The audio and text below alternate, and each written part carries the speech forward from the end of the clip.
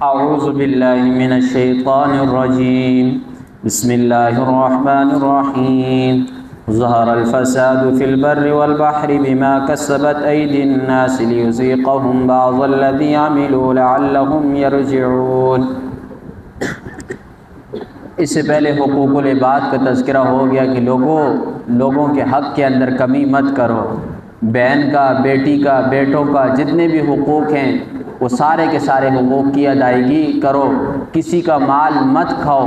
اور آگے پھر سود کا تذکرہ کیا کہ سود آپ نے نہیں کھانا، سود کھانے سے ایک مسلمان دوسرے مسلمان کا خون چوستا ہے، اور ایک مسلمان کے لیے دوسرے مسلمان کے خون کو اور مال کو اللہ نے حرام قرار دیا ہے۔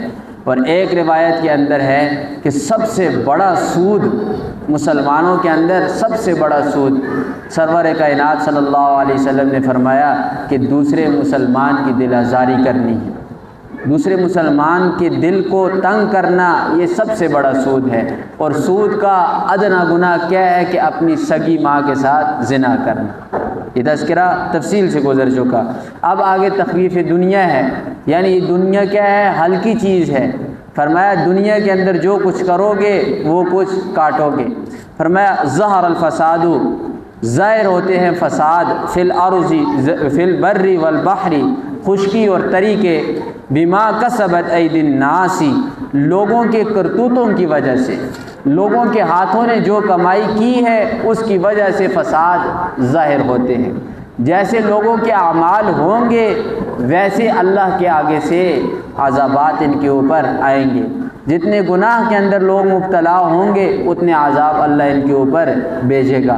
آج جتنی صورتحال بنی ہوئی ہے، وقت کے اوپر بارشوں کا نہ ہونا، مہنگائی کا ہونا، نفرتوں کا پھیل جانا، جتنے بھی فسادات ہیں کس وجہ سے ہیں؟ کہ لوگوں کے اپنے اعمال ہیں۔ اور سب سے پہلی چیز جو اس چیز کو دور کرنے کے اندر ہے وہ یہ ہے نفس کی اصلاح۔ انسان اپنے نفس کو سدھارے، اپنے آپ کو سدھارے۔ تو فرمایا یہ کیوں ہوتا ہے، یہ فسادات کیوں برپا ہوتے ہیں خشکی اور تری کے اندر؟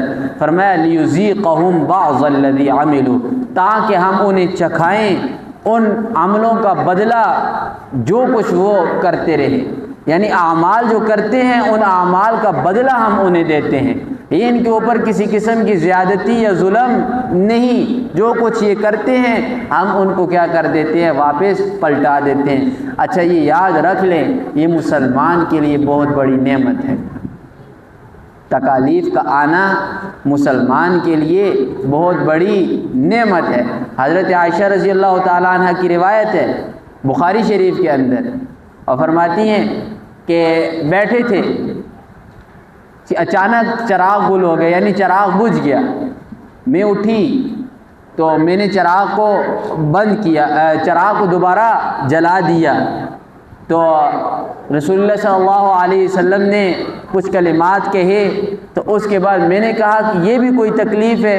تو فرمایا ہاں یا عائشہ ان للہ و انا الیہ، کلمہ استراحت پڑھا۔ تو فرمایا اس کے اوپر اللہ کے رسول کلمہ استراحت پڑھنے کی کیا ضرورت تھی؟ ان للہ و انا الیہ راجعون، چراغ ہی تو بجھا، میں اٹھ کر بجھا دیا اور میں نے پھر دوبارہ لگا دیا اسے۔ فرمایا عائشہ تو اٹھی نا، اٹھ کر تو نے اسے دوبارہ لگایا، یہ بھی تجھے تکلیف ہوئی، اس کے اوپر بھی ان للہ و انا الیہ راجعون پڑھو۔ فرمایا کیوں؟ تو فرمایا اس لیے کہ مومن کے اوپر تکالیف آتی ہیں تو اللہ ہی کی طرف سے آتی ہیں، اور یہ مومن کے لیے تحفہ ہوتا ہے کہ اللہ مومن کے گناہوں کو معاف فرما دیتے ہیں۔ تو یہ مومن کے لیے کیا ہے؟ نعمت ہے کہ مومن کے اوپر تکالیف بھی آئیں۔ تو فرمایا بعض الذی عملوا لعلہم یرجعون۔ اچھا تکلیف آنے کا مقصد بھی اللہ نے بیان کیا، لعلہم یرجعون، تاکہ یہ لوٹیں، اللہ کی طرف رجوع کریں۔ اور اللہ نے اس مضمون کو کئی جگہوں کے اوپر بیان کیا کہ ہم پہلے لوگوں کو ابتلا بالنعم کرتے ہیں، خوب کثرت کے ساتھ نعمتیں اللہ دیتے ہیں کہ نعمتوں کو دیکھ کر میری طرف لوٹ آئے، میرا ہو جائے۔ فرمایا جب نعمتوں سے نہیں آتا میری طرف، پھر ابتلا بالنقم ہوتا ہے، نقم، پھر اللہ تکالیف اور پریشانیاں اور عذابات بھیجتے ہیں تاکہ میری طرف لوٹ آئے۔ تو دونوں چیزوں کے اندر مسلمان کے لیے کیا ہے؟ نعمت ہے۔ تو فرمایا قل سیروا فی الارض، ذرا ان سے کہہ دیجئے محمد رسول اللہ یہ لوگ چلیں سیر کریں فی الارض زمین کے اندر، فانظروا اور دیکھیں کیف کان عاقبۃ الذین من قبل کہ کیسا انجام ہوا ان سے پہلے لوگوں کا۔ یہ اندھے تو نہیں ہے، جا کر ذرا دیکھیں ان کے مکانات کو، ان کے محلوں کو کہ کیا حالت آج ان کی ہوئی ہے۔ تو فرمایا کان اکثر مشرکین، اکثر وہ بھی کیا تھے؟ مشرک تھے۔ پہلے بھی جتنی امتیں گزری ہیں ان کی اکثریت کس چیز کی تھی؟ مشرکوں کی تھی۔ مومن تو بالکل کم تھے، آٹے کے اندر نمک کے برابر۔ فرمایا فاقم وجہک للدین القیم، آپ نے یہ نہیں دیکھنا کہ مشرکوں کی کثرت ہے، نافرمانوں کی کثرت ہے، اللہ کو نہ ماننے والوں کی کثرت ہے، عیاش لوگوں کی کثرت ہے، اس چیز کو نہیں دیکھنا۔ فرمایا فاقم وجہک، اے پیارے پیغمبر صلی اللہ علیہ وسلم آپ سیدھا کیجئے اپنے چہرے کو للدین القیم، سیدھے دین کی طرف۔ جو دین ہے وہ بھی سیدھا ہے، اس دین کی طرف اپنے چہرے کو آپ کیا کر دے؟ سیدھا کر دے۔ من قبل، اس سے پہلے ان یاتی کہ آ جائے یومن، ایک ایسا دن لا مرد له من اللہ کہ نہیں لوٹنا اللہ سے، اللہ کی طرف چلے گئے، اللہ کی عدالت میں پہنچ گئے، پھر دنیا کی طرف لوٹنا نہیں۔ فرمایا کافر کی حسرت ہوگی کہ اللہ تو ہمیں لو ان لنا کرۃ فنتبرأ منہم کما تبرؤوا منا، کاش کہ آج کے دن ہمارے لیے لوٹنا ہوتا۔ کافر آرزو کریں گے کاش یہ اللہ تو ہمیں دنیا کے اندر بھیج دے کہ ہم جائیں اور جا کر جن معبودوں کی ہم نے عبادت کی ہم ان سے بیزار ہو جائیں، ان سے بیزاری کا اعلان کریں، لیکن اللہ فرمائیں گے کہ آج کے دن موت بھی نہیں اور تمہارا لوٹنا بھی نہیں۔ تو پیغمبر صلی اللہ علیہ وسلم آپ اپنے چہرے کو سیدھا کر دیجئے اس سے پہلے کہ قیامت کا دن آ جائے، وہ دن کہ جس دن کے اندر لوٹنا نہیں ہے۔ یومئذ یصدعون، اس دن سارے کے سارے جدا ہوں گے، ہر ایک جدا ہوگا، معبود اپنے عابد سے جدا ہوگا، یعنی عبادت کرنے والے اپنے معبودوں سے جدا ہوں گے، ہر ایک اپنے سے جدا ہوگا۔ یہاں تک اس مضمون کو آگے چل کر پڑھیں گے، یوم یفر المرء من اخیہ و امہ و ابی، ہر ایک بھاگے گا، باپ بیٹے سے، بیٹا باپ سے، ماں بیٹی سے، بیٹی ماں سے، سب سے قریبی رشتہ یہ ہے۔ اللہ نے اس کو بھی بیان کیا کہ وہ بھی جدا جدا ہو جائیں گے۔ من کفر فعلیہ کفر، جس شخص نے کفر کیا اس کے کفر کا وبال اسی کے کندھے کے اوپر ہے۔ یہ نہیں کہ باپ کفر کرے بیٹے کو پکڑو، نہ، بیٹا کفر کرے باپ کو پکڑو، نہ، ہر ایک کے کفر کا وبال اس کے کندھوں کے اوپر ہے۔ ومن عمل صالحا، اور جس کسی نے نیک اعمال کیے، فلانفسہم یمہدون، یہ اس نے اپنی جان کے لیے تیاری کی ہے، نہ کہ اللہ کے اوپر کوئی احسان کیا ہے۔ آج تو اگر کوئی نمازی ہے نماز پڑھ رہا ہے وہ بھی لوگوں کے اوپر احسان جتلا رہا ہے کہ میں نماز پڑھ رہا ہوں۔ یہ نماز آپ کی اپنے لیے ہے، آپ لوگوں کو دکھلانے کے لیے نماز مت پڑھیے۔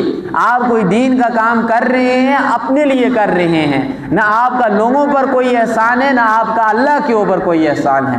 آپ کا یہ احسان ہے تو اپنی جان کے اوپر ہے، لوگوں کا اس کے ساتھ کوئی لینا دینا نہیں۔ فرمایا فلانفسہم یمہدون، یہ اپنے لیے کیا کر رہا ہے؟ تیاری کر رہا ہے۔ لیجزی الذین آمنوا، فرمایا یہ کیوں یہ ساری چیزیں ہیں؟ قیامت کا دن کیوں ہے؟ نیک اعمال کیوں رکھے اور ان منکرات سے روکا گیا کیوں؟ فرمایا وجہ کیا ہے؟ لیجزی الذین آمنوا، تاکہ اللہ بدلہ دے الذین، ان لوگوں کو آمنو جو ایمان لائے، وعملوا الصالحات نیک اعمال کرتے رہے، من فضل، وہ بدلہ اپنے فضل سے، بدلہ اپنے فضل سے اللہ دیتا ہے، اپنی رحمت سے اللہ دیتا ہے۔ انہ لا یحب الکافرین، شان یہ ہے اللہ کی، لا یحب الکافرین، اللہ کافر سے محبت نہیں کرتا۔ کافر جتنا بھی بڑا ہو، کافر دنیا کے اندر جتنی بھی نیکیاں کرے، لیکن کافر اللہ کا مبغوض ہے، کافر سے اللہ محبت نہیں کرتے۔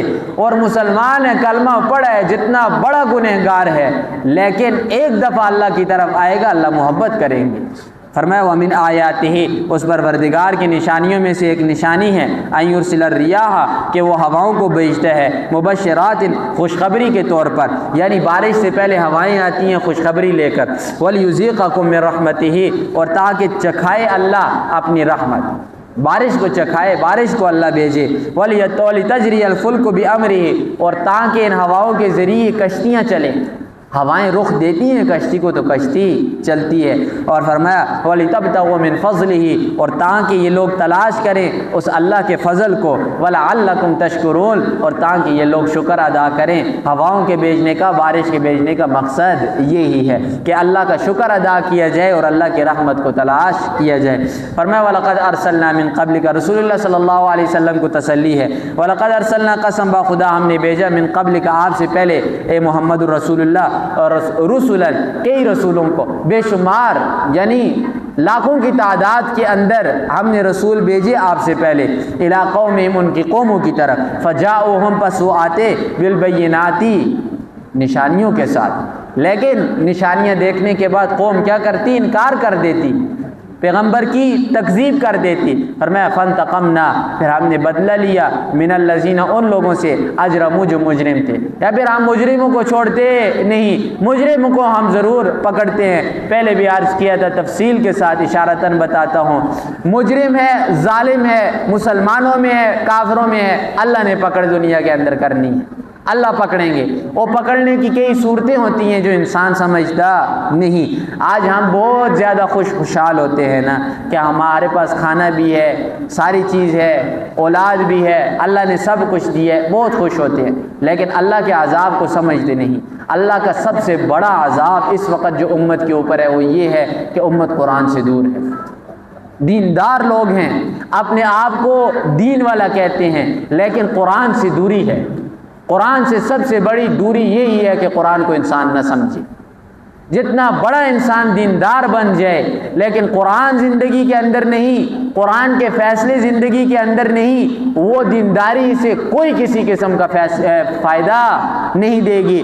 اور اتنی زیادہ دینداری نہیں، یعنی تہجد وغیرہ، صدقہ خیرات، حج، زکاتیں اتنی زیادہ نہیں، صرف اور صرف اتنا ہی ہے کہ فرض نماز کی ادائیگی کر رہا ہے، لیکن قرآن کو سمجھ رہا ہے، قرآن کے مطابق زندگی کو گزار رہا ہے۔ یاد رکھ لیں، یہ اس دیندار سے بہت بہتر ہے جو لاکھوں کروڑوں روپے صدقہ کر رہا ہے، حج زکاتیں کر رہا ہے، نوافل پڑھ رہا ہے، ساری چیزیں کر رہا ہے، لیکن قرآن کو نہیں سمجھتا، قرآن کے مطابق زندگی نہیں گزارتا۔ اس سے یہ لاکھ درجے بہتر ہے۔ قرآن کو سمجھنا نہایت ہی ضروری ہے۔ اور اللہ کے عذابوں میں سے سب سے بڑا عذاب یہ ہے کہ امت اس وقت قرآن سے دور ہے۔ فرمایا ہم کا مجرموں کو پکڑتے ہیں، کیوں؟ وَكَانَ حَقًّا عَلَيْنَا نَصْرُ الْمُؤْمِنِينَ، ہمارے ذمے ہے کیا؟ نصر المؤمنین، مومنین کی مدد کرنا۔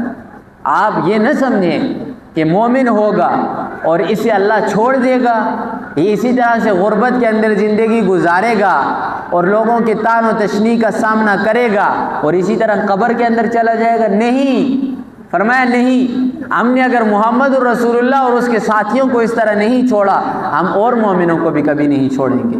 آپ ہمارے دین کے پیچھے چلو گے، ہمارے دین کی مدد کرو گے، اللہ تمہاری مدد ضرور کرے گا۔ اور فرمایا اللہ الذی، اللہ تو وہ ذات ہے، یرسل الریاح، جو بھیجتے ہیں ہواؤں کو، فتثیر سحابا، وہ ہنکاتی ہیں ہوائیں کسے؟ بادلوں کو، فیبسطہ فی السماء، وہ پھیل جاتے ہیں آسمانوں کے اندر، کیف یشاء، جیسے اللہ چاہتا ہے، جیسے اللہ چاہتا ہے۔ دیکھیں بادل اٹھتے ہیں، اب اس بادل کو جس علاقے کے اندر اللہ لے کر جاتا ہے وہ چلا جاتا ہے۔ فرمایا کیف یشاء ویجعلہ کسفا فتری الودق یخرج من خلالہ، اور یہ ہوائیں ویجعلہ کسفا ان بادلوں کو بوجھل کر دیتی ہیں۔ وہ تو ہوتے غبارے سے ہی ہیں نا، اٹھتے ہیں، لیکن ان کے اندر اللہ پانی بھرتے ہیں۔ اور فرمایا فطر الودق، اے مخاطب تو دیکھتے ہے الودق، قطروں کو۔ ودق اس قطرے کو کہا جاتا ہے جو بادل سے جدا ہو جاتا ہے، یعنی بارش۔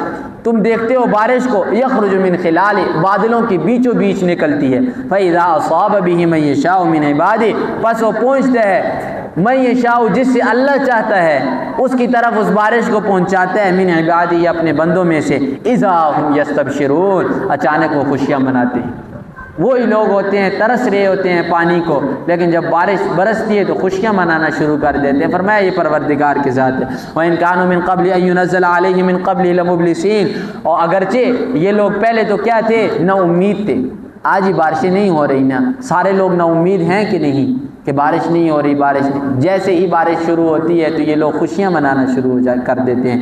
فرمایا لمبلسین، یہ تو پہلے نا امید ہوتے ہیں۔ فانظر، مخاطب آپ دیکھیے، الی آثار رحمت اللہ، اللہ کے رحمت کے آثار کی طرف، یعنی بارش کی طرف۔ کیف یحیی الارض بعد موتہا، کہ کیسے یہ بارش زندہ کرتی ہے مردہ زمین کو۔ یہ بنجر زمین ہوتی ہے، کسی کام کی نہیں ہوتی۔ آج بارشیں نہیں ہو رہی ہے، آپ کی زمین آپ کی کس کام کی ہے؟ کسی کام کی نہیں۔ فرمایا ان ذالک لمحیی الموتى، بے شک تیرا پروردگار البتہ زندہ کرے گا مردوں کو۔ جیسے آج بارش کے ساتھ اس زمین کو زندہ کر رہا ہے نا، کل اسی طرح قبروں سے ان مردوں کو زندہ اٹھائے گا۔ اللہ کے لیے کیا مشکل ہے؟ وَهُوَ عَلَى كُلِّ شَيْءٍ قدیر، وہ ہر چیز پر قادر ہے۔ وَلَئِنْ أَرْسَلْنَا ریحا، اور اگر ہم بھیجیں ہوا کو، یہاں ہوا سے مراد وہ تند ہوا ہے جو گرم قسم کی ہوتی ہے، جس کے اندر آگ ہوتی ہے، وہ ہوا جو اس وقت پنجاب کے علاقوں کے اندر چلتی ہے۔ فرمایا فرعوہ، اے مخاطب آپ دیکھیں گے، مصفرہ، کہ یہ کھیتی زرد پڑ جائے گی، یعنی گندوں میں کوئی چیز بھی لگی ہوئی ہے وہ گل سڑ جائے گی، زرد پڑ جائے گی، آپ کے کسی کام کی نہ رہے گی۔ لظلوا من بعد یکفرون، پھر کیا ہوگا؟ یہ لوگ ہو جائیں گے اس کھیتی کے زرد ہونے کے بعد نہ شکرے، وہ کہیں گے کہ اللہ نے ہمیں فصل ہی نہ دی۔ فرمایا یہ ساری کی ساری چیزیں اللہ کرتے ہیں، وجہ کیا ہے؟ تاکہ یہ لوگ شکر ادا کریں۔ فَإِنَّكَ لَا تُسْمِعُ الْمَوْتَى، اب یہ اصل مضمون ہے۔ پیچھے جتنی کہانی بیان کی گئی، جتنی باتیں سمجھائیں گئی، اس کا ایک مقصد تھا۔ وہ مقصد کیا تھا؟ رسول اللہ صلی اللہ علیہ وسلم کو تسلی کہ مشرک ایمان نہیں لاتے، آپ پریشان مت ہوں۔ اب یہاں پر آ گیا فَإِنَّكَ لَا تُسْمِعُ الْمَوْتَى، کیوں؟ اے محمد رسول اللہ، آپ مردوں کو نہیں سنا سکتے۔ یہ تفصیل پہلے گزر چکی ہے، بار بار وہ تفصیل کرنے کا وقت نہیں۔ فَإِنَّكَ لَا تُسْمِعُ الْمَوْتَى، آپ مردوں کو نہیں سنا سکتے، یا مردوں سے مراد کافر ہیں، آپ کافروں کو نہیں سنا سکتے۔ وَلَا تُسْمِعُ الصُّمَّ الدُّعَاءَ، اور آپ نہیں سنا سکتے بہرے کو اِذَا وَلَّوْا مُدْبِرِينَ، اور بہرے کو تو آپ پھر کچھ نہ کچھ سمجھا دیتے ہیں جب آپ کی آنکھوں کے سامنے ہو، لیکن اللہ نے اس وہم کو بھی ختم کیا۔ فرمایا اِذَا وَلَّوْا مُدْبِرِينَ، جب وہ آپ سے پیٹھ کو موڑ دے، آپ کو پیٹھ دکھائے، آپ سے چلا جائے، پھر آپ پیچھے سے جتنی آوازیں بھی کریں وہ بہرا آپ کی آواز کو نہیں سنے گا۔